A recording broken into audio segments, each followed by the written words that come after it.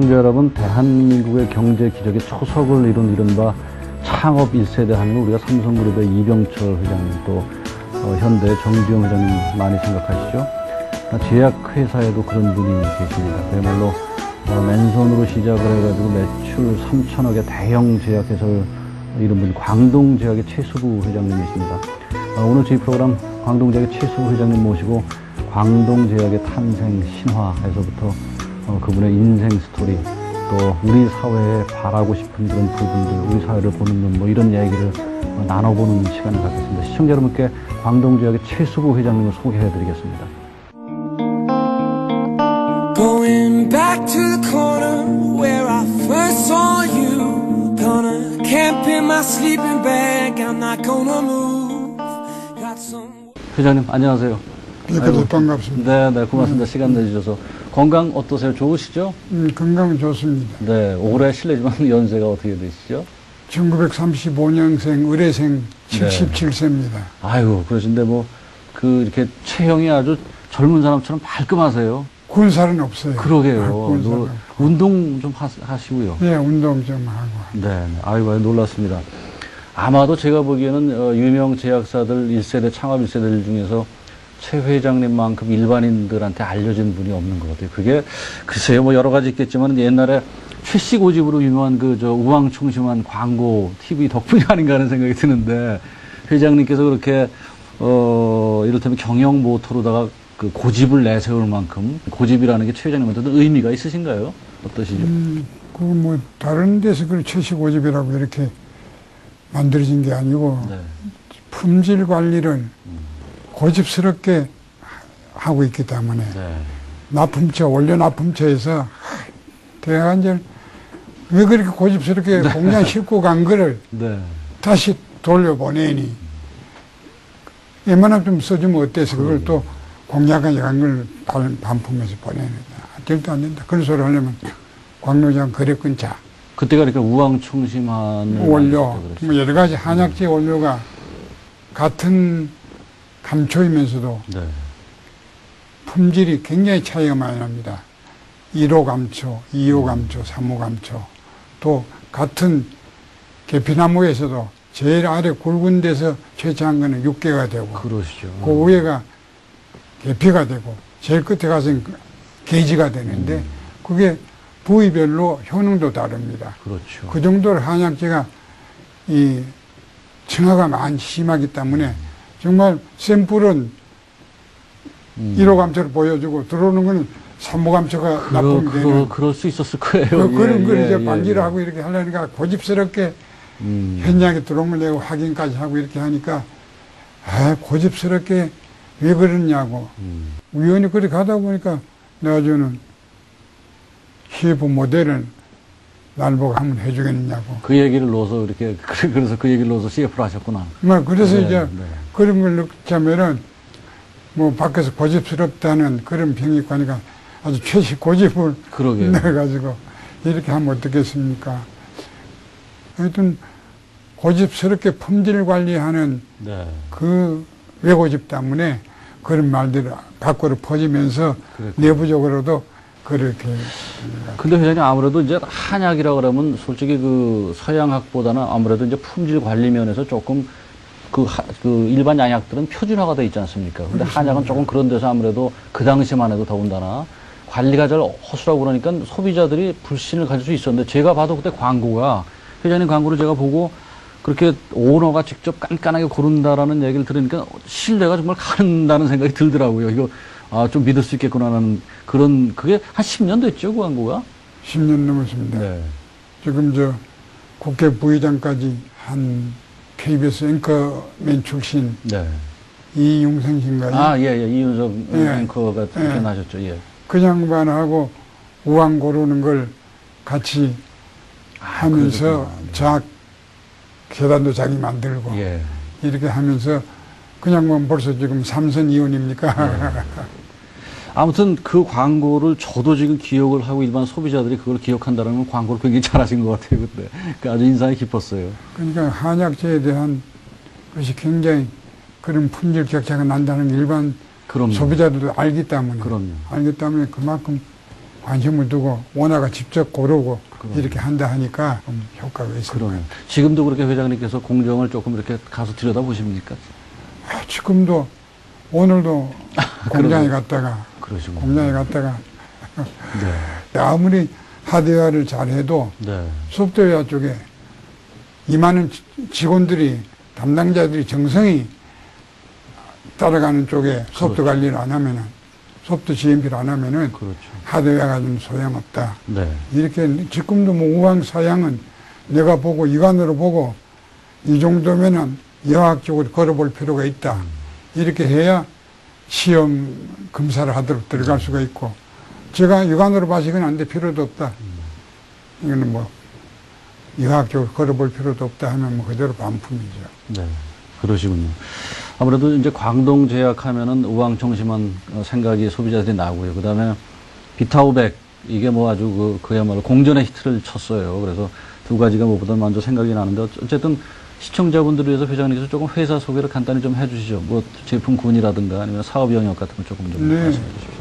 그동안은 한약을 과학화하는 네. 그런 쪽으로 알려져 왔습니다만 최근에는 병원 제품, 치료제도 많이 개발하고 비타500이 개발되면서 개발하게 된 동기가 비타민C 타블렛들을 2, 3개 회사가 생산하고 있는데 월간, 연간 몇백억이 팔리는 걸 보고 저 타블렛하고 복용하기도 불편하고 이렇게 한데 비타민C가 인체에 그만큼 건강 뒷받침이 좋으니까 저걸 마시기 좋게 드링크화 해가지고 또 약품이 아니고 가차운 숲에서도 마음대로 사서 복용할 수 있도록 이런 쪽으로 맛을 잘 내고 만들면은 이게 소비자들에게 적중이 되지 않겠느냐. 그게 10년 전 얘기죠. 10년 전 처음에 11년 전입니다. 11년 전에 그 당시만 해도 네. 비타민이 물로 마신다라는 건 상상하기 어려웠을 때인데 맞습니다. 일종의 그런 발상의 전환을 회장님께서 하신 거군요. 네.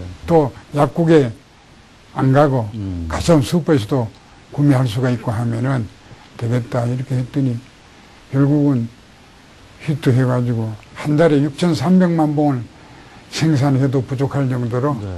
그렇게 히트. 지금 국민의 음료가 되다시피 그렇게 되고 그렇죠. 있습니다. 그런데 그게 중간에 한번 조금 어려운 시절도 있었던 것 같아요. 보니까는 왜 이제 비타민 광동제약이 출시를 해서 그게 공전의 히트가 되니까 또 이를테면 유사품들이 많이 맞습니다. 나왔고 이게 비타민 함량이 부족하다 그래서 그때 비타민 음료 전체가 뭐 이를테면 된소리를 맞은 적이 있었는데 그때 광동제약은 어땠습니까? 그때 이제 다른 거는 함량이 미달인데 네. 비타500은 괜찮다. 아, 이렇게 하는 바람에 한 4, 50개 회사가 나오다가 그 지금 다 정리가 되고 그렇군요. 지금 이제 유일한 비타500은 그대로 유지가 되어 살아나가고 처음에 비타500을 만들 적에 그때도 회장님께서 이렇게 우황청심환을 갖고 그냥 그야말로 깐깐하게 이렇게 하듯이 처음에 이거 출시할 적에도 여러 번 퇴짜를 맞았다는 얘기를 들었어요. 예, 맛을 네. 뭐 아무리 효과가 있어도 드링크는 우선 입에 맞아야 되고 먹고 나서 뒷맛이 또 먹고 싶은 그런 게 돼야 되니까 해가지고 가져온 걸 이거 안 돼. 이 정도가 안 돼. 좀 더 이런 맛을 보관 좀 해달라. 이렇게 한 8개월 걸렸을 겁니다. 개발자들이 회장님 이렇게 이를테면 지적에 굉장히 피곤했겠어요. 개발 당시에 비타500이 이렇게 런닝하리라고는 생각을 안 했는데 지금 계속해서 수량은 유지가 되고 있고 이제 국내 시장은 그렇고 그게 해외 수출도 됩니까? 해외 수출 많이 하고 있습니다. 아, 그렇군요. 예. 주로 어느 시장이시죠? 주로 뭐 동남아는 다 나가고 있고 중국 시장 쪽에도 지금 기대가 되고 있고. 중국 사람들이 이게 기름기를 많이 먹어서 비타500 먹으면은 아주 좋게 느껴질 것 같네요. 예, 그 사람은 또 기호에도 맞는 것 같아요. 그렇군요. 네. 네. 자, 이제 이따 회사 얘기는 조금 뒤에 좀 더 하기로 하고 일단 어쨌든 이렇게 경륜 높으신 회장님은 어떤 인생 스토리를 갖고 있을까 우리 시청자분들이 궁금해할 것 같아가지고 조금 개인적 질문을 제가 좀 드리겠습니다. 양력을 회장님 보니까는 일본에서 출생을 하셨었어요. 그렇죠? 예. 12살에 이렇게 한 본국으로 들어오셔가지고 소년 가장으로 이렇게 집안을 이렇게 그야말로 뒷바라지 했다고 그러셨는데 12살이면 초등학생인데 어떻게 초등학생이 이렇게 어린 시절에 그렇게 그냥 집안을 이렇게 그야말로 먹여 살릴 정도로 그렇게 하셨는데, 어린 시절 얘기를 조금 간단하게 좀 해주세요. 네. 네. 일본서 나올 적에는 일본서 돌아가신 아버님이 선방기기, 네. 볼트나트 깎아내는 선방기기를 한 100여 대 놔놓고 일본 사람, 한국 사람 한 150명 종사원들이 일하는 그런 볼트나트 깎아내는 공장을 하셨어요. 일본에서 하셨군요. 그럼 그 당시에는 뭐 부유하셨겠네요, 그러면. 그 당시에는 뭐 고생 같은 거 모르고 그러셨군요. 그렇게 그래 바로 해방이 되면서 이제 그때 돈으로 많은 돈을 준비해가지고 한국에 나와서 식구들만 데려다 놓고 다시 나와서 그 공장을 가동하도록 하겠다. 네. 이렇게 하고 나오셨는데 다시 들어가시지도 못하고 하시던 뭘 사업하시겠다고 그 많은 금액을 가지고 나오신 걸 대구를 왔다 갔다 하시고 하더니 그 뭐 전부 다 한 1년 사이에 네. 그 많은 돈을 다 탕진했는데 제가 그때 이제 12살 초인데 7남매 어머님 아버님 해가지고 9식구인데 뭐 다 탕진하고 또 아버님은 그 큰 돈을 사기 맞고 다 없애고 나니까 실에 네. 차세가지고 우욕이 없으시고 이러니까 저하고 어머님하고 둘이가 네. 식생활 해결해야 될 그런 하루아침에 그렇게 되셨네요. 예, 그렇게 됐습니다. 네, 네. 그래서 어머님하고 둘이 직업전선에 나섰는데, 뭐, 참외, 이런 참외를 100개 한 접을 사면은 어머니가 한 30개 이시고, 나머지 70개를 내가 지게 짊어지고, 불하게 다니면서 보리하고 바꾸고, 이렇게 해서 하여튼 뭐, 그때는 거의 제일 쉬운 게 지게 짊어지고 노동 비슷하게 하면서 도부장사. 그러셨군요. 예, 이걸 하다가 조금 나아진 게 이제 자전거 한 대 사가지고 자전거를 이제 타고 다니면서 장터마다 다니면서 집에서 이제 엿을 고아가지고 각 10월달 되면은 국민학교 체육대회 할지게 되면은 전부 그걸 도매로 갖다 팔고 또 음력 설 되면은 집에서 그 쌀 같은 거 튀겨가지고 쌀과자를 만들지 않습니까? 네, 그렇죠. 거기 엿이 필요하거든요. 네, 네. 그래서 그런 엿을 구워가지고 시장에 내다 팔고, 그리고 나중에는 여변초를 사가지고, 그때는 전매청도 없었어요.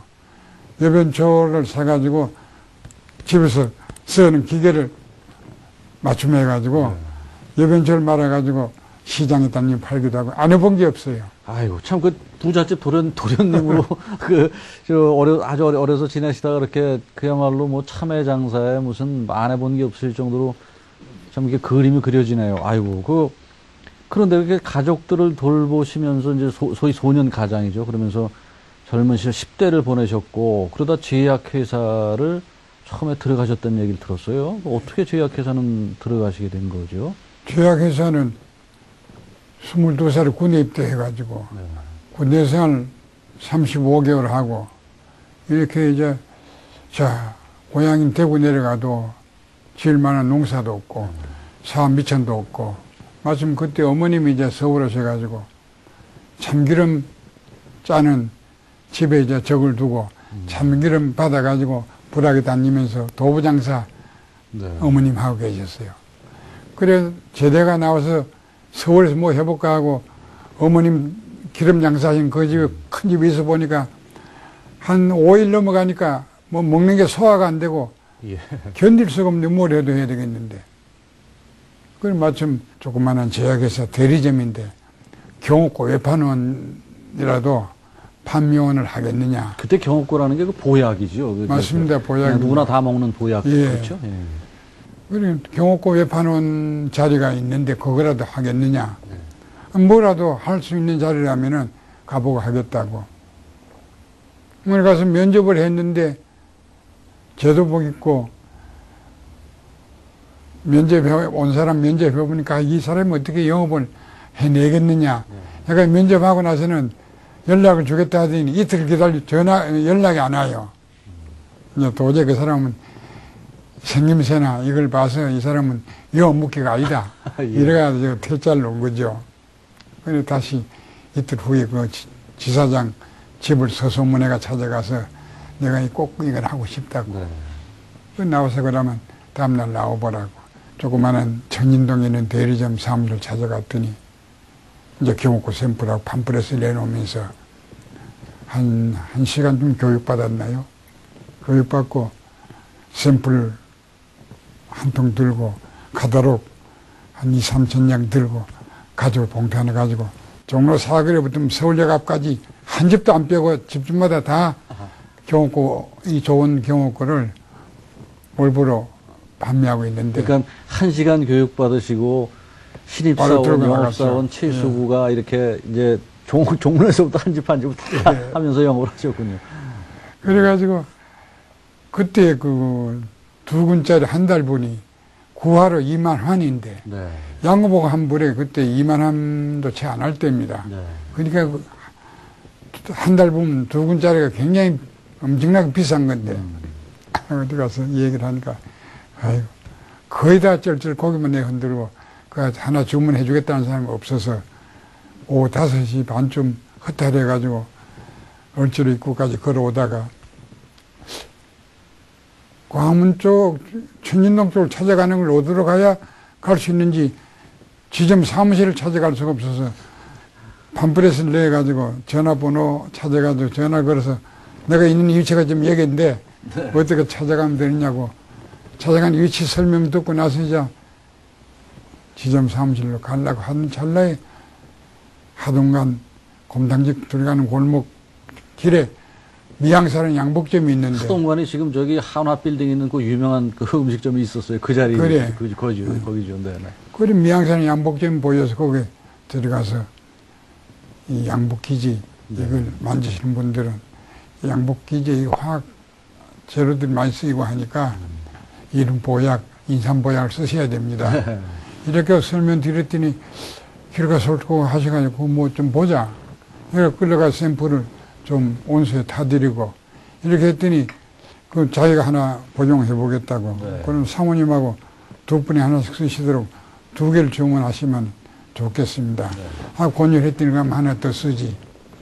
2개를 주문 받는데 야, 꿈인가 생신을 할 정도로 그렇게 그냥 몸에 경련이 이를 정도로 그렇게 웬일이냐 네. 할 정도로 2개를 주문 받아가지고 지점 사무실을 찾아갔더니 야, 이거 며칠 이 사람 나와서 하다가 허탕치고 그만둘 사람으로 알았는데 다른 사람 다 벌써 빈 보따리 들고 들어와가지고 허탈해가 있는데 나는 꽤 시간이 넘어가지고 들어왔는데 주문서 2장을 내놓으니까 야, 이 사람 영어가 소질이 있나 보다 이렇게 본거하고는 판단했겠죠. 다르구나. 네. 이렇게 됐어요. 이렇게 다음 날부터 뭐 오후 5시, 6시까지 다니다가 주문이 안 되면 그때 월급도 한 푼도 없고 그거 팔아갖고 수금해가지고 일하러 오고 수당 주는 겁니다.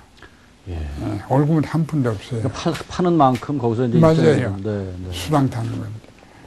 그리고 뭐 2만 원 한짜리 2개를 팔았으니까 4만 안에 일하러 오면은 계산해 보니까 뭐야 그건 6천 원이 되는데 야 이거 이 정도 벌이 되면 이건 뭐 할만하겠다. 네.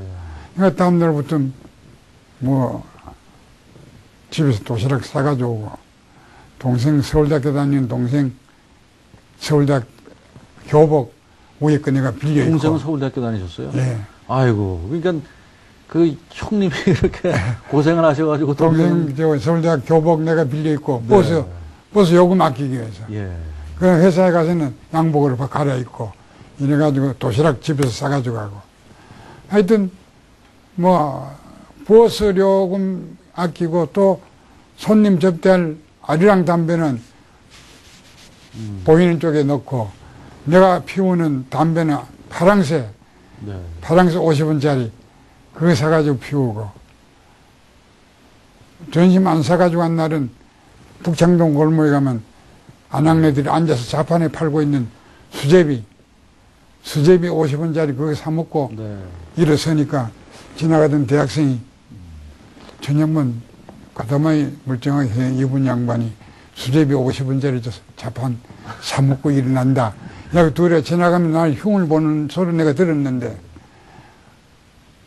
그렇게 절약을 하고 열심히 하고 해가지고 이 신발을 한 켤레 희생화시 신으면은 2개월에 안 가서 하도 다니니까 보형을 막 하루에 이 발가락이 부르터가지고 그렇게 고생을 하셨군요. 예, 이렇게 해서 목표를 가지고 네, 이렇게 했는데 그렇게 해가지고 네.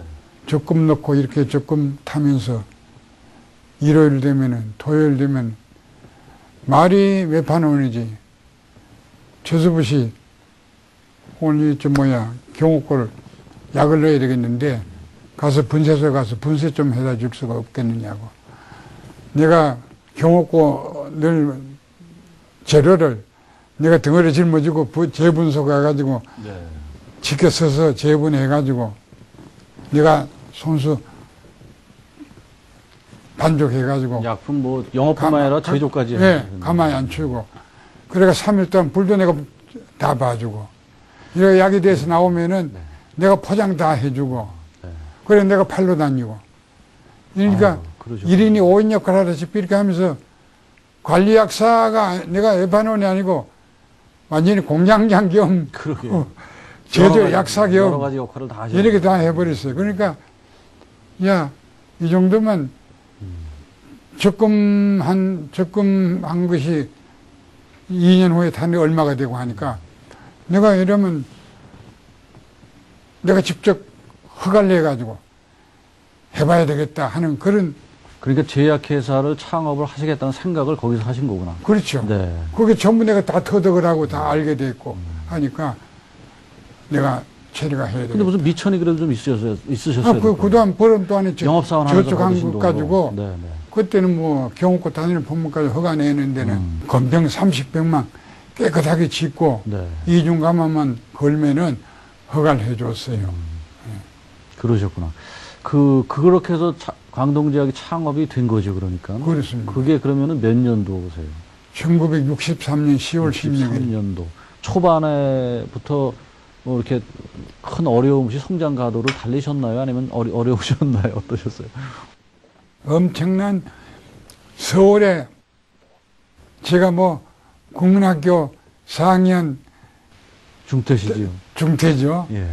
동창이 있습니까? 지연이 있습니까? 누가 있습니까? 아무도 없는 혈혈 아무도 없는 사람이 서울 와가지고 제약회사를 차려서 한다 그러니까 도와줄 사람도 없고 도와줄 사람도 없고 네, 네.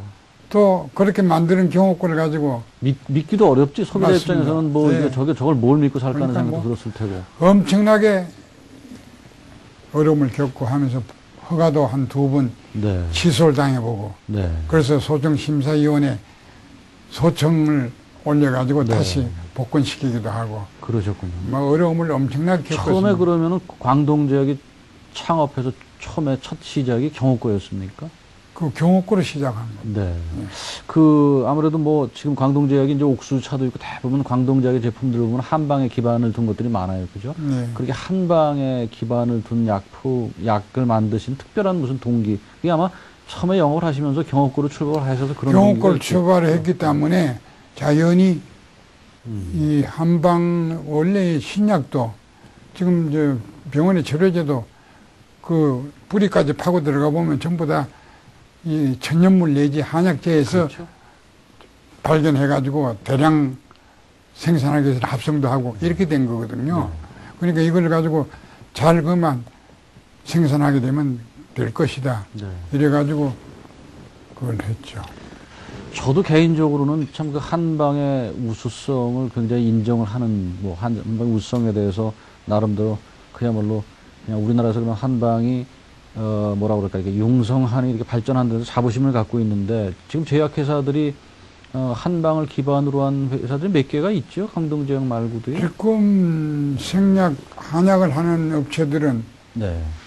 거의 지금 다 없어지고 네. 유일하게 광동제약이 지금 중간에 있다가 결국은 예, 버티지 전부 다, 못하고. 예, 그게 왜 그럴까요? 왜 한방 제품, 이게 소비자들이 그런 거에 일종의 뭐 불신 같은 거 왜 그렇죠?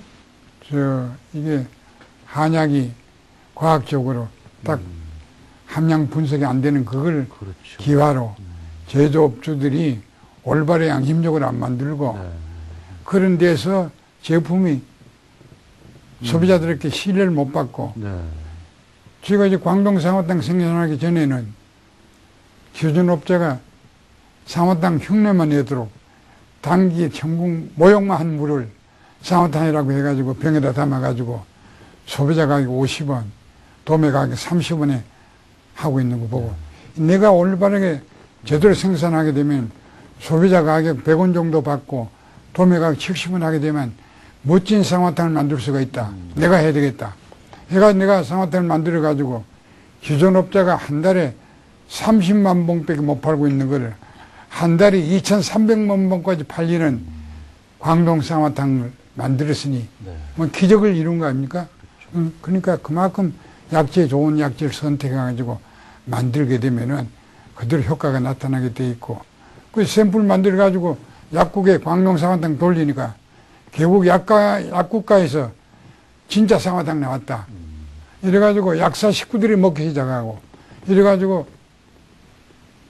3개월 만에 150만 봉이 팔리고 6개월 만에 300만 봉이 팔리고 이래가지고 5년쯤 되니까 한 달에 2,300~400만 봉 나가면서 구로동 공장에 상어탕 배고 받아가려고 아, 예. 도매상에서 아침에 6시면 되면 출력에 와가 대기를 합니다. 생산량은 한정이 되어 있는데 도매상에 서로 가져가겠다고. 그렇게 그래요. 예. 특별히 하여튼 한방 제품의 경우가 특별히 더 일반 서양 화학 약품보다도 더 제약사의 신뢰성이 중요한 것 같아요. 왜냐하면 이게 뭐 표준화가 잘 안 돼 있고 그러니까 그리고 뭐 사실은 서양 약품이라는 건 다 무슨 실험실에서 만들어내는 거라서 그게 관리가 쉬운데 이게 참 한약이라는 건 사실 막연해서 그런 시장에서 소비자들한테 신뢰를 받기까지는 사실 굉장히 어려웠을 거라는 생각이 드네요. 아는 게 아니라 쌍화탕 같은 경우도 저도 하여튼 뭐 여러 가지 제품을 많이 봤어요. 근데 그게 정말 최근에 보니까 많이 없어졌더라고요. 이제 그런 데서 시장의 신뢰를 못 받은 제품들이 도태가 돼서 이제 그런 다 경우가 도태하고 나오죠. 네. 지금도 뭐 남아있는 업체들이 제대로 운영이 안 되고 네. 그러고 개인적으로는 참 우리 한약이 우수한 약품인데 그런 것이 좀 정말 과학적으로 잘 이렇게 시장에서 평가를 받아서 그게 세계적으로 좀 이렇게 됐으면 좋겠는데 참 그게 품질 관리라는 면에서 좀 쉬운 일이 아니네요. 그 한방 제품이라는 게. 그렇죠. 네, 네. 자, 이제 그렇게 어려운 과정을 겪으시면서도 광동 지역이 꾸준히 발전이 되어 왔는데도 불구하고 결정적으로 IMF 때 광동 지역도 굉장히 힘들었던 시기가 있다는 걸 제가 기억을 합니다. 그때 광동 지역이 IMF 때 회장님 1차 부도까지 갔었다는 얘기 제가 들었어요. 그랬었죠. 그때 회장님 아마도 정말 아주 뭐라 그럴까요? 애가 타는 걸 넘어서 정말 굉장히 힘드셨을 텐데 그때 IMF 어떻게 극복하셨어요? 상황이 어땠습니까? 이때 1차 부도까지 갔었던 1997년도 IMF가 온 해는 잘 넘겼습니다. 아, 그러셨군요. 잘 넘기고 98년 4월 28일 날 30몇 억을 어음을 끊어놨는데 그 조거래은행에서 담보가 여력이 있고 하니까 그 날짜 대체가 되는 걸로 이렇게 난 자금담당한테 임원을 믿고 있었는데 이 친구가 은행에서 안 갖다 대고 뭐 개인 사채를 갖다 끌어야겠다고 이렇게 하다가 오후 5시간 막지 못했다고 그래서 일종의 사고였군요, 그러면은. 그렇습니다. 네. 자금 담당 임원이 실수를 한 겁니다. 그래가지고 상장 제약회사가 되니까 오후 5시에 1차 부도도 하고 유수해 나가는 겁니다. 뭐 엄청 그리고 다음날 11시까지 조거래은행에서 32억을 급변해가지고 막아내고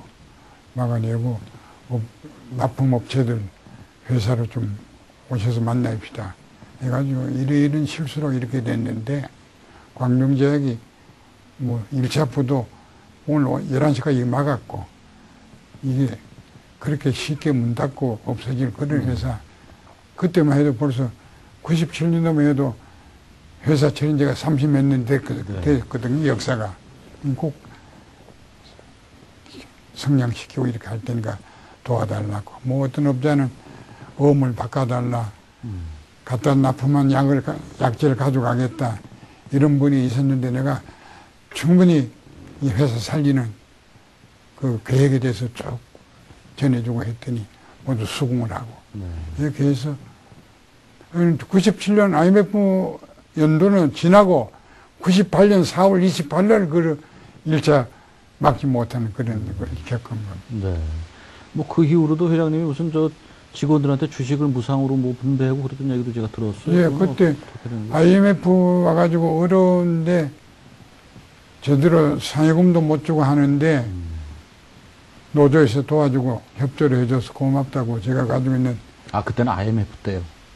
그때는 IMF 때입니다. 네. 그때 내가 10만 주를 노조에 그때 무상으로. 그럼 따로 상여금도 못 주고 해서 이제 그 주식으로 미안하다. 대신해서 예. 보상을 이렇게 해주신 예. 거군요. 아이고. 참. 그렇게 다른 제약회사에서는 이게 또 최수부, 광동제 최수부가 쓸데없는 짓을 해가지고 네. 저러고 있다고. 네. 모두 일부는 손가락질 날로 보고 하는 분이 없지 않아 있었고. 네. 그리고 또 몇 년 후에는 목표 달성을 잘 했다고 영업부 직원 135명을 칼 전세기 내다시피 해가지고 하와이 5박 6일을 그러시군요. 제가 보상으로 보낸 적이 있거든요. 네.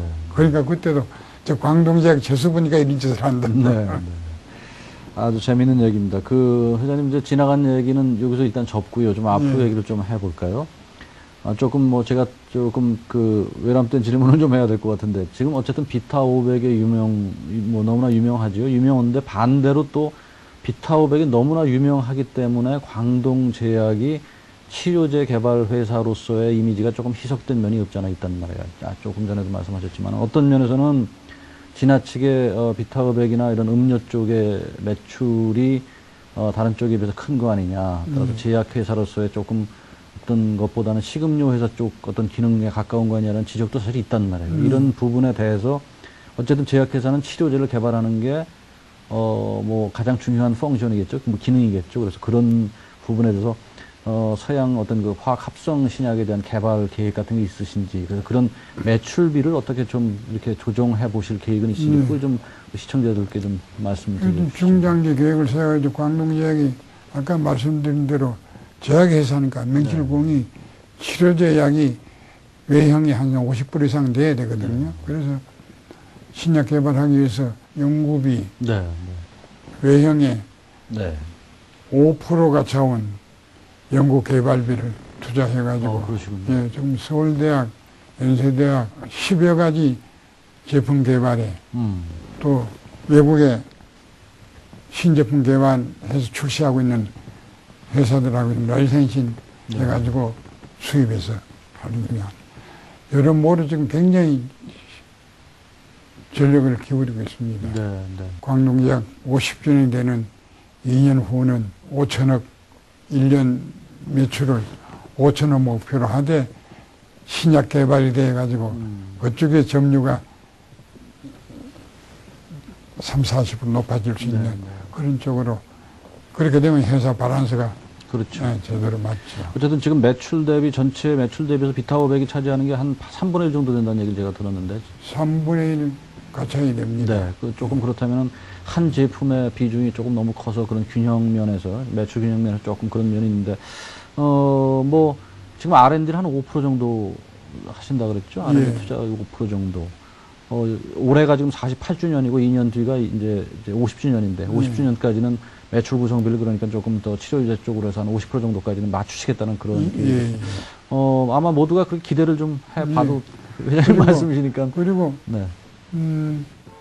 연 한 600~700억 팔고 있는 이 병원 제품만 팔고 있는 그런 제약회사를 지금 매입해서 합병하는 그런 쪽도 계획을 가지고 지금 여러모로 알아보고 있습니다. 그 M&A 계획은 그러면은 조금 그런 치료제 쪽으로 하시는 회사 대상으로 하시겠다는 얘기인가요? 예, 주로 병원 제품 100% 가지고 있는. 그렇게 매출을 한번 조금 조절을 하실 계획을 갖고 있습니다. 아주 좋은 말씀이십니다.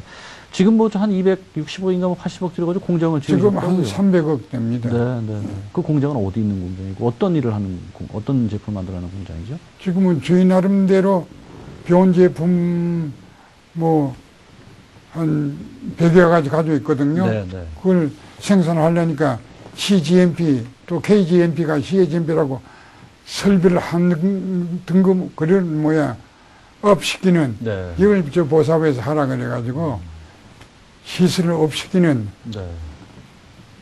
그 설비를 하느라고 조금 전에 요번에 회장님 말씀하신 제가 CGMP, CGNP가 뭐죠? 제가 잘 모르겠네요. KGMP보다 또 한 등급 더 급수를 높여서 설비를 하는 겁니다. 네, 네, 그렇군요. 그럼 그 라인에서 이제 그걸 한다는 얘기고. 예. 지금 공장은 어디 있죠? 여기 송탄이 있습니다. 송탄이요. 그럼 완공은 지금 됐습니까?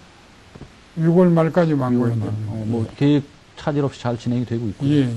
그러시군요. 자, 회장님의 이렇게 삶의 역정을 이렇게 듣다 보니까는 그야말로 명실상부 자수성가라는 말이 정말 떠오르는데요. 요즘 젊은이들한테 자수성가라는 말은 어쩐지 조금 이렇게 뭐가 좀 안 맞는 느낌이 들기도 하고요. 그런 중에서도 굳이 조금 맥을 이렇게 찾아보면은 자수성가가 이를테면은 벤처기업가 정신, 요즘 말로 아마 벤처기업가 정신 정도 되겠죠. 그래서, 회장님께서 이렇게 가령 그 자수성가의 그런 정신, 또 벤처 정신 이런 것이 조금 약해져 가는 그런 젊은이 세태에 대해서 어떤 생각을 좀 갖고 계신지 한번 좀 여쭙고 싶습니다. 도전 정신 같은 게 조금 요즘 부족해요. 지금 이 부모님들이 아들 하나이면 딸 하나, 네. 안 그러면 일남일녀, 만에 둘, 이렇게, 하나의 둘이죠. 예, 그렇게 왕자같이, 공주같이 집에서 네. 과보를 해가지고 이렇게 기르고, 이렇게 지도를 하니까, 요즘 가정에서 그렇게 과보를 하죠. 학교에 가면 요즘 선생님들이 꾸지람을 좀 딱하게 할 정도로 이렇게 주고 싶어도 체벌도 못하게 하는. 이렇게 해서 과보를 해가지고 사회에 나와보니까 사회에서 그렇게 과보를 해줍니까? 그러니까 고비를 넘지 못하고 포기해버리고. 그래서 난 가정교육서부터 좀 인내를 할 수 있는 그런 쪽으로 네. 가정교육이 필요하고 학교 교육도 그게 좀 필요하다고 생각이 되고 젊은 학생들 대학원 나와가지고 몇십만 있다 그러는데 저는 외판원도 이런 자리라도 가서 지금 외판원이 영업 어디 가면 영업 쪽에 가도 요즘 다 몇백만 원 교통비까지 주고 그렇게 능력 것도 해보라고 시키거든요. 교육도 시켜주고. 그러니까 그런 데가 몸담고 난 요즘 젊은이들 가서 한 2년, 3년 해보게 되면은 야, 나도 해보니까 되는구나 하고 역량 배양하는 쪽으로 된다고 봐요. 누구보다 그야말로 치열하게 인생을 사셔서 성공을 하신 이렇게 어른께서 말씀을 해주시니까 정말 딴 어떤 분의 말씀보다도 무게감 있게 들리는 것 같다는 생각이 듭니다. 회장님 말씀대로 사실 물론 시스템적으로 지금 청년 고용 문제가 되기도 하지만 사실은 직업 자체 자리가 없는 거는 아니다라는 부분이 분명히 있어요. 그렇습니다. 워낙 좋고 편한 쪽으로만 가려고 하다 보니까 대기업 지향적으로 하는 그런 문제점들 분명히 있고요. 그런 면에서 조금 회장님 말씀이 오늘 보는 시청자들 혹은 그 직업을 구하지 못한 젊은이들한테 좀 좋은 교훈이 됐으면 하는 바람을 정말 가질 수밖에 없는 상황이죠. 기업의 지금 사회 이윤 환원 문제도 조금 여러 가지 기업 오너들한테 그런 여러 가지 논란이 좀 있어요. 회장님 장학금 지급도 많이 하셨다는 얘기도 제가 들었는데 돈 잘 버는 거 중요하지만 우리 기업인들 특히 그 오너들이 사실 잘 쓰는 문제 그런 문제도 굉장히 중요한 일종의 기업의 가치적 문제인데 회장님이 그 부분에 대해서 조금 견해가 어떠십니까? 한 달에 2억도 못 팔고 있는 회사에 2천만 원을 거금 2천만 원을 신명병 어린이 사업에 광주지역에 단독으로 스폰서를 해달라. 매출 2억에 2천만 원 주셨으면 예. 정말 굉장한 거네요. 네. 도저히 나로서는 어렵다. 그러니까 당장 5분 4시 비행기편으로 제주도로 가야 되는데 네. 빨리 날 보고 어음 끊으라. 그래서 거기서 그냥 2천만 원 어음을 끊어주고 그때 시작한 그래가지고 심장병 어린이 꺼져가는 그 어린이들 심장병 수술해줘가지고 부모님하고 같이 활짝 핀 네. 어린이들 대하면서 야 이건 참 보람 있는 사업이다. 하면 심장병 어린이 사업을 근 4,500명 어린이들 심장 수술을 해줘서 새로운 인생을 찾게끔 그렇게 해줘. 뭔가 여러 가지 기업의 사회에 환원한 사업들을 뭐 정확히 다는 말할 것도 없고요. 여러 가지 이거 결국 기업은 그런 쪽으로 나는 해가야 된다고 이렇게 생각됩니다. 우리 기업한테 필요한 부분이죠. 그렇게 뭐 막연히 그냥 무조건 하라는 건 아니고 그것이 기업에 보이지 않는 의무이기도 합니다. 아닌 게 아니라 회장님께서 지금 시청자 여러분 이렇게 받은 상들을 제가 내용을 좀 보니까요. 정말 뭐라 그럴까. 아, 이분은 기업 경영을 투명하고 정직하게 하셨구나 하는 그런 상들이 주로 많아요. 제가 한번 소개를 좀 해드릴까요? 경제정의 기업상이라는 것도 받으셨고요. 그 다음에 국세청장 표창, 세금 잘 내셔가지고 국세청장 표창 받으셨고 또 모범납세 표창도 받으셨어요. 더군다나 중요한 게 지금 그 환경기업 대상, 그러니까 남들이 도외시하는 하기 쉬운 그런 부분에서 상들, 이를테면 상도 아주 좋은 상 많이 받으셨어요, 회장님. 그렇게 여러 가지 기업 경영 투명성과 관련된 상을 많이 받으셨어요. 환경 대상도 그렇고요. 특별히 경영 철학이라고 할까요? 그런 부분에서 회장님이 내가 기업을 하면서 이런 부분은 내가 꼭 지켜나가야 되겠다는 그런 부분이 있으셨습니까? 명실공히 제약기업이니까 국민 건강을 위한 그런 제약업체니까 품질 관리가 전통성을 쭉 살리는 그런 쪽을 꼭 다져놔야 되겠다는 생각이고요. 계속 사회에 환원하는 그런 사업들 찾아가지고 해가면서 질병 치료도 해드리면서 거기서 나오는 이익금 가지고 여러 가지 사회에 환원하는 그런 사업들을 하면서 앞으로 100년, 200년 이 광동제약이 국민과 더불어 살아나가는, 유지돼 나가는 그런 쪽으로 뿌리가 박히도록 만들어줘야 되겠다. 내가 만들어 놓고 이 땅에 묻혀야 되겠다는 그런 생각을 가지고. 아주 뭐 존경스러운 말씀입니다. 그 기업이 사회 속에서 사회와 어떻게 같이 공존하느냐의 문제를 우리 기업들이 정말 많이 생각을 해야 되는데 그런 부분에서 이게 존경받는 기업들이 많지는 않아요. 그게 참 우리 사회에 잘 기업이 우리 경제를 끌고 가면서도 한편에서는 그런 부분들이 참 아쉬운 게 뭐냐면 사회 속에서 좀 존경을 받아야 될 텐데 그렇게 존경받는 기업들이 생각보다 없진 않지만은 많지는 않다는 것이 큰 안타까움입니다. 오늘 제가 인터뷰를 진행하면서 참 그 감동을 사실 이렇게 회장님한테 받은 부분이 보이지 않는 부분이었어요. 뭐냐면 아까 회장님 초등학교 중퇴하셨어요. 그런데 동생이 서울대학교를 다닌다는 말을 듣고 제가 솔직히 내심, 뭐 그것도 모르겠습니다만 제 개인적으로는 아까 인터뷰 중에 그런 얘기가 묻어나왔었는데 12살 소년이 소년가장을 하면서 본인은 10대에서 그냥 참외장사에서 온갖 고생을 하시면서 동생은 서울대학교 다니는 그렇게 그 부분에 제가 참 그 뭉클을 했어요. 자, 지금 우리 사회 학력사회죠. 최 회장님 국민학교 졸업 못하셨고 중퇴하셨고요. 그런 사회 환경 속에서 어쨌든 인생을 성공으로 이끄신 정말 뭐 대표적인 사례라고 해도 과언이 아닌데 학력 문제로 인해서 좌절하는 젊은이들을 위해서 아마 다른 누구보다도 최 회장님의 말씀이 그들로 하여금 자극이 될 겁니다. 좀 격려해 주시죠. 아, 나는 대학 못 나와서 이라고 부모님을 원망하거나 이렇게 마음 먹지 말고 졸업장, 꼭 대학 졸업장보다 빨리 사회 진출해가지고 광동 창업주가 외판원 한 거 마찬가지로 영업직이라도 어디 몸담아가지고 자기를 개척에 들어가면은 대학 졸업한 사람보다 더 발전이 빠르고 그걸 할 수 있으니까는 학벌 타령하지 말고 빨리 어떤 직책이든지 내가 소화해서 이겨 나가보자 하고 인내를 가지고 자기를 이끌어 나가도록 하면은 광동제약의 창업주가 걸어온 뭐 마찬가지로 빨리 외판원이라도 어디라도 뛰어 들어가서 내 젊음을 한번 발산해서 키워봐야 되겠다는 그런 결심을 하고 해봐달라고 이렇게 하고 싶습니다. 네, 아주 정말 그 가슴에 와 닿는 말씀이십니다. 시청자 여러분, 그 자기를 버리고 이렇게 동생들을 정말 뒷바라지 해온 우리 1세대들이십니다. 여러모로 귀감이 되죠. 뭐 이런저런 문제들이 사회에서 늘 얘기도 많이 있지만은 우리한테 감동을 주는 그런 선배들의 모습을 보면 정말 가슴이 그 뜨거움을 느끼지 않을 수 없습니다. 오늘 최수부 회장님 모시고 정말 여러 가지 경륜 묻어나는 그런 인터뷰를 진행을 했는데요. 하여튼 회장님 앞으로 좀 건강 계속 잘 유지하셔가지고 광동제약을 국내 최고의 특히 한방 쪽에 좀 제약회사, 치료제 제약회사 좀 발전을 많이 시켜주시길 좀 바라고요. 또 우리 사회가 발전하는데도 좀 많은 역할을 좀 앞으로 좀 해주십시오. 건강이 허용될 때까지 네, 열심히 네. 하겠습니다. 아주 오늘 너무 좋은 말씀 고맙고요. 아무튼 건강 유의하시고 다음에 또 기회가 있으면 한번 더 모시겠습니다. 고맙습니다. 네, 고맙습니다.